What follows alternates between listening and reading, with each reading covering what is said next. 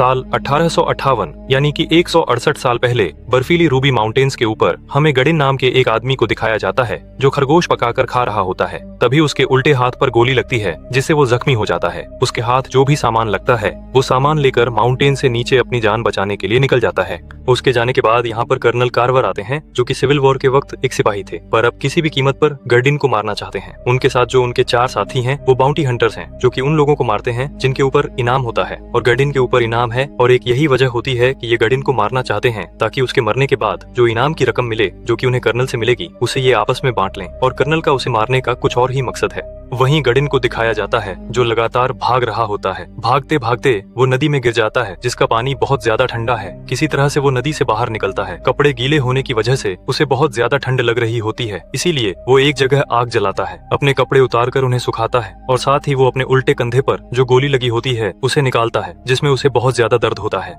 वहीं कर्नल के साथ जो 4 बाउंटी हंटर्स हैं वो कर्नल से कहते हैं कि हमने उसे मार दिया, हमें हमारा इनाम की रकम दे दी जाए। कर्नल कहते हैं कि रूल्स के मुताबिक जब तक डेड बॉडी नहीं मिल जाती मैं तुम्हें पैसे नहीं दे सकता। और अब ये गडिन की बॉडी को ढूंढना शुरू करते हैं पर उन्हें बॉडी कहीं नहीं मिलती। ये समझ जाते हैं कि गडिन अब भी जिंदा है। वहीं गडिन के कपड़े सूख चुके हैं। उसे पता है कि जल्दी वो लोग यानी कि कर्नल और 4 बाउंटी हंटर उस तक पहुंच जाएंगे, इसीलिए वो अपने कपड़े पहनकर वहां से निकल जाता है। जल्दी कर्नल अपने साथियों के साथ वहां पर आ जाता है जहां पर गडिन ने आग जलाई थी। कर्नल कहते हैं कि वो अब भी जिंदा है। वो देखते हैं कि वहां पर उसके पैरों के निशान 2 अलग अलग दिशाओं की तरफ जा रहे हैं। कर्नल कहता है कि वो आसपास ही कहीं पर छुपा हुआ है, वो हमें धोखा देने की कोशिश कर रहा है, इसीलिए हम सबको उसे अलग अलग दिशाओं में ढूंढना होगा। जिसके बाद ये उसे ढूंढना शुरू कर देते हैं।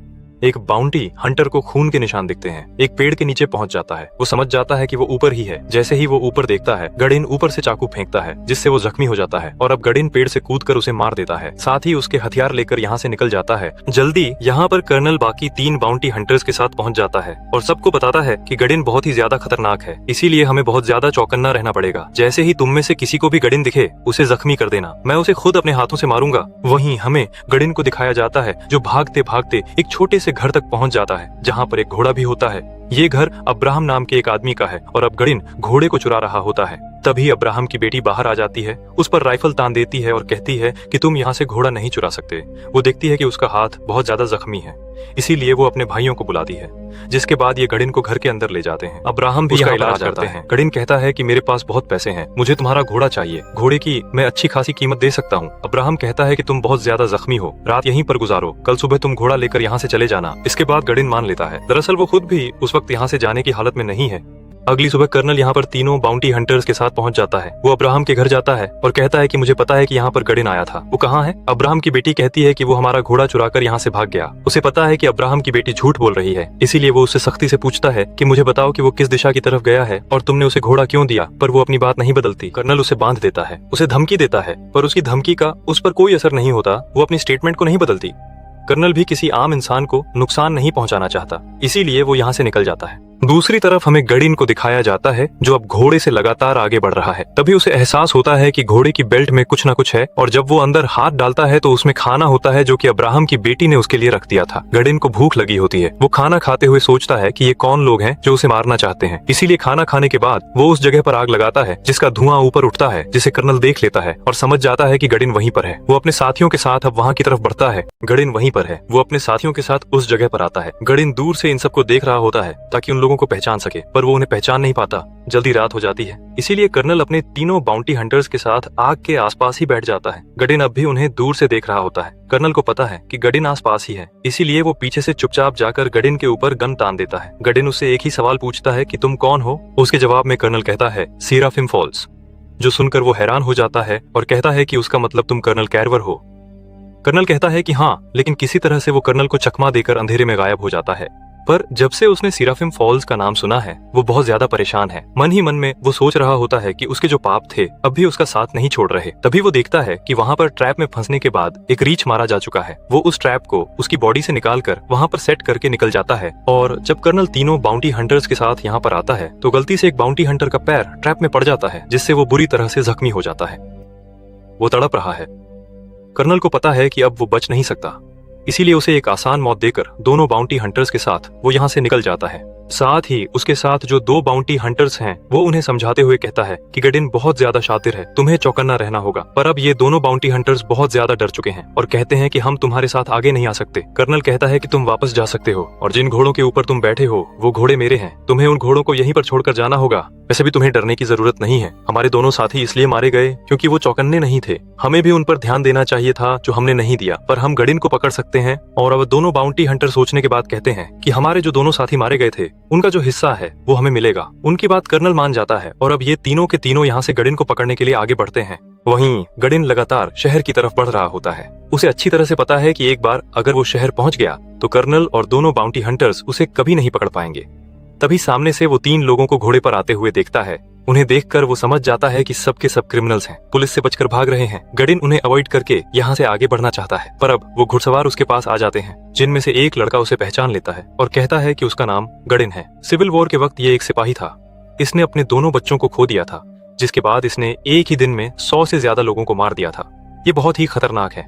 उसका साथी कहता है कि इसने हम तीनों को देख लिया है, जरूर ये पुलिस को सब कुछ बता देगा, हमें इसे मारना होगा। हालांकि उसके दोनों साथी गडिन से पंगा नहीं लेना चाहते, पर वो गडिन के पीछे जाता है और उसके ऊपर गन तान देता है। गडिन पलटकर चाकू फेंकता है जिससे उसकी मौत हो जाती है। इसके बाद गडिन उसका घोड़ा लेकर जल्दी करने जाता है और देखता है कि इस जगह पर 3 घोड़ों के पैरों के निशान हैं, लेकिन 2 घोड़े एक दिशा की तरफ गए हैं और एक घोड़ा अलग दिशा की तरफ गया है। और जब वो एक घोड़े के पैरों के निशानों की दिशा की तरफ जाता है तो वहाँ पर उसे उसी क्रिमिनल की डेड बॉडी दिखती है जिसे गडिन ने मारा है। वो समझ जाता है कि गडिन उसे मारकर उसका घोड़ा लेकर यहाँ से निकल गया। बाउंटी हंटर इस मरे हुए क्रिमिनल को पहचान जाता है और कहता है कि इसके ऊपर बहुत बड़ा इनाम है। अब मैं गडिन के पीछे नहीं जाना चाहता, बहुत ही खतरनाक है। इसे लेकर मैं शहर जाऊंगा जहाँ मुझे इनाम के अच्छे खासे पैसे मिलेंगे। वो उसकी बॉडी को अपने कंधे पर उठा लेता है और ठीक उसी वक्त कर्नल उसके घोड़े को गोली मार देता है और कहता है कि ये घोड़ा मेरा था, अब इसे अपने कंधे पर ही लेकर जाओ, पर यहाँ से पैदल बाहर निकलना नामुमकिन है। वहीं गडिन को दिखाया जाता है जो लगातार आगे बढ़ रहा होता है। तभी वो देखता है कि एक जगह पर रेलवे की कंस्ट्रक्शन चल रही है। गडिन भूखा प्यासा होता है, इसीलिए वो अपने घोड़े को एक जगह रखकर खाना लेने के लिए जाता है। वहाँ के लोग उस घोड़े को पहचान लेते हैं कि ये एक चोरी का घोड़ा है। ये समझ जाते हैं कि गडिन एक चोर है, इसीलिए गडिन कुछ देर के बाद टेंट कर्नल बांध दिया जाता है। बाउंटी हंटर के साथ यहाँ पहुँच जाता है। यहाँ पहुँचने के बाद उसे पता चलता है कि इन लोगों ने अभी अभी एक चोर को पकड़ा है जिसके पास एक घोड़ा था। कर्नल समझ जाता है कि वो गडिन है, पर जब वो टेंट के अंदर जाता है तो देखता है कि गडिन यहाँ से एक और घोड़ा लेकर भाग चुका है और अब ये दोनों गडिन का पीछा करते हैं।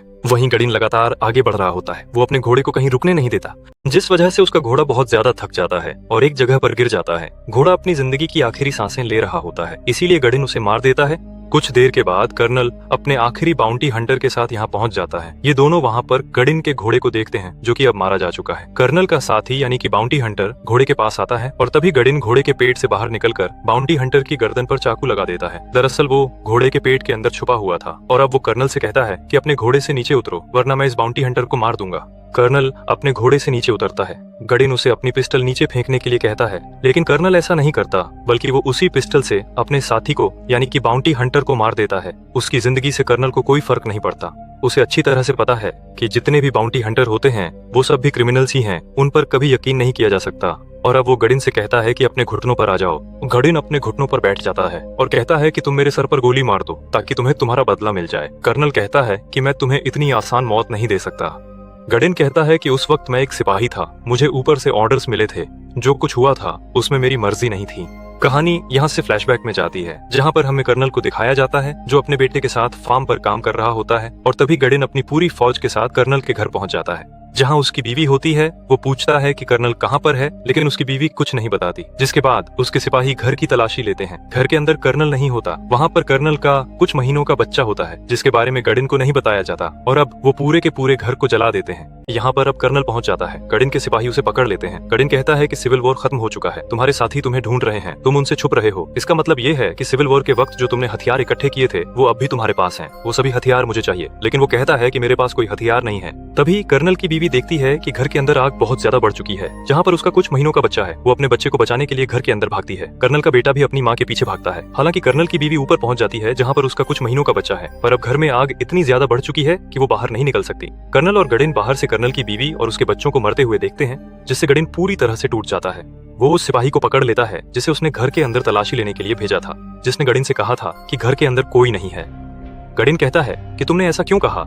वो कहता है कि ये लोग जिंदा रहने लायक नहीं हैं। गडिन उसी वक्त अपनी गन और बैज वहीं फेंक कर चला जाता है। उसने सिपाही की नौकरी छोड़ दी है। कहानी वापस प्रेजेंट में आती है, जहाँ पर गडिन कर्नल के ऊपर हमला करता है। उसके चाकू को छीनकर पूरी तरह से उसे अपने काबू में कर लेता है, पर वो कर्नल को नहीं मारता और कहता है कि यहाँ से कुछ ही दूरी पर एक टाउन है, वहाँ चले जाओ और अपनी बाकी की जिंदगी वहीं पर गुजारो। जिसके बाद वो उसकी गन और दोनों घोड़े लेकर यहाँ से निकल जाता है। और कर्नल ने गडिन की वजह से अपने पूरे परिवार को खोया था। जो उसके पास जिंदगी में कोई मकसद नहीं है, जो कोई ऐसी वजह नहीं है कि वो जिंदा रहे, इसीलिए एक बार फिर से वो गडिन का पीछा करता है। वहीं गडिन अपने दोनों घोड़ों के साथ एक जगह पहुंचता है जहां पर पानी है। उससे पहले कि वो पानी पीता, सामने एक आदमी होता है। वो कहता है कि यहाँ पर कुछ भी मुफ्त नहीं है, एक घोड़े के बदले तुम पानी पी सकते हो। गडिन पानी पीता है और एक घोड़ा देकर वहाँ से निकल जाता है। अब कर्नल भी उस जगह पहुंच जाता है जो पानी पीने के बदले और घोड़े के बदले उसे पैसे देकर वहाँ से उसी घोड़े को लेकर निकल जाता है जो कि गडिन ने उसे दिया था। गडिन को पता है कि कर्नल उसके पीछे है। तभी वहाँ पर एक लेडी आती है जो कि गडिन की कंडीशन को समझ जाती है। वो शराब की बोतल निकालती है और कहती है कि तुम्हारे घोड़े के बदले ये मैं तुम्हें दे सकती हूँ।